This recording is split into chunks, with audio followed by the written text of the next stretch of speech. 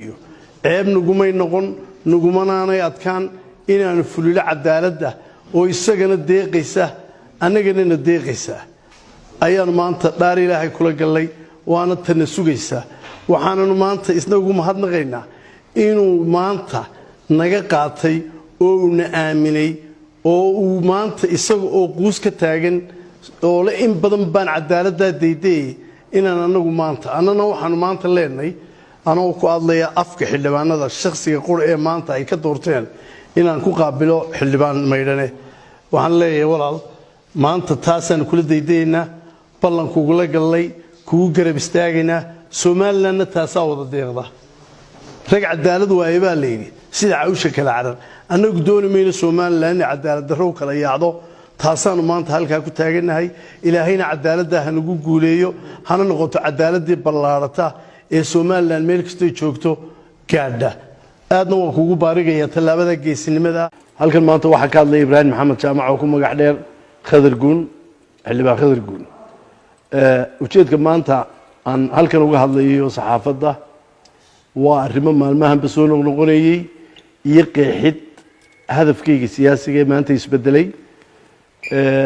mid iyadoo waxa aan doonayay inaan halkan si waadax ah uga sheego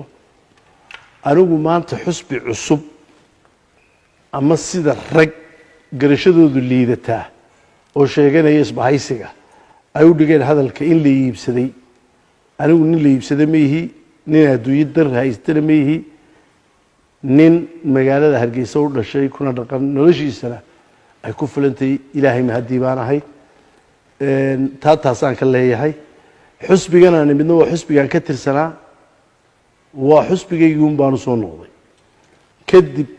iyaga bale afduub iyaga inaan yar yiri waa la afduubay xildhibaankii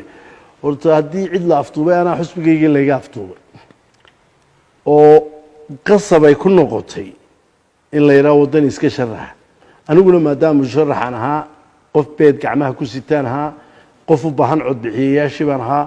qof diiday dadku ka kala qaybsamaan ayaan ahaa duruufaha daraadood way noqotay inaan wadan iska sharaxo ma anagu doonayno Soomaaliland cadaalad darro kala yaacdo taasaan maanta halka ku taaganahay ilaahayna cadaaladda hanagu guuleeyo hana noqoto cadaaladii ballaarata ee Soomaaliland meel kasta joogto gaadha aadna waan kugu baarigayaa talaabada geesinimada waa nin miisaan culus leh waa nin quus goyn doona waa nin aan maanta aaminsanahay ballanqaadka aan u qaadnay iyo su'aasha aan weydiistay inuu isbahaysigu noqdo